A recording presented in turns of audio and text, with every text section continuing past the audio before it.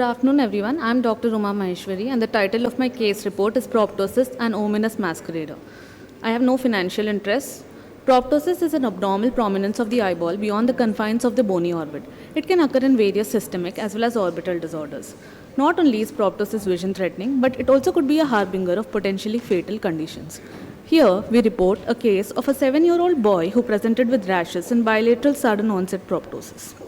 So we had the 7-year-old male child presenting to the emergency room of a pediatric hospital in an unconscious state with chief complaints of rashes all over the body following using an antibiotic syrup.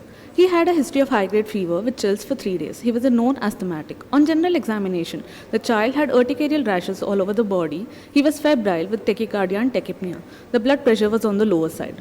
Peripheral extremities were cool, and the child had reduced overall power tone. He was being treated as a case of anaphylactic shock due to a suspected drug allergy. Plain CT brain was normal. The child was intubated in view of poor general condition and was kept on ventilator. Ophthalmic opinion was sought for fundoscopy. On ophthalmic examination, we saw bilateral axial proptosis. Vision and extraocular movements couldn't be assessed due to the patient's state. Left pupil was mid-dilated and sluggishly reacting. Fundoscopy was normal. Contrast-enhanced CT brains and orbit was advised by us. In investigations, the coagulation profile was normal, thyroid profile was normal, inflammatory markers were elevated. However, CCT showed bilateral cavernous sinus thrombosis with the thrombosis extending into the left jugular vein. As you can see in the CT, the lateral walls of the cavernous sinus have become more convex, it's more prominent on the left side.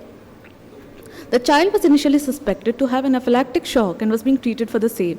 Later on, after the CCT report, the course of treatment changed. The child was now started on parenteral antibiotics with appropriate supportive measures like intravenous fluids, mannitol, steroids, and oxygen supplementation.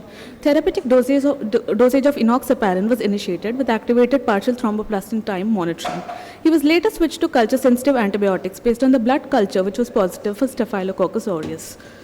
On day 7, the child's sensorium improved, although irritable. His unaided visual acuity could now be assessed, which was 6/12 in left eye and 6/6 in right eye. Proptosis reduced to some extent, although he had pain with eye movements. He also had left lateral rectus palsy, as you can see in the picture.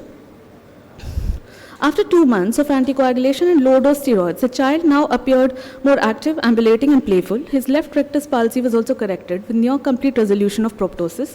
As you can see in the picture, first picture 1 after 40 days of therapy and picture 2 after 60 days. Follow-up after 6 months. Here you can see the child is able to abduct very well. Cavernous sinus thrombosis presenting with only proptosis and unilateral 6-nerve palsy in a child is rare, with very few cases reported in literature. So in our case report, the child was initially treated for anaphylactic shock. His initial CT was normal. His general condition was not improving.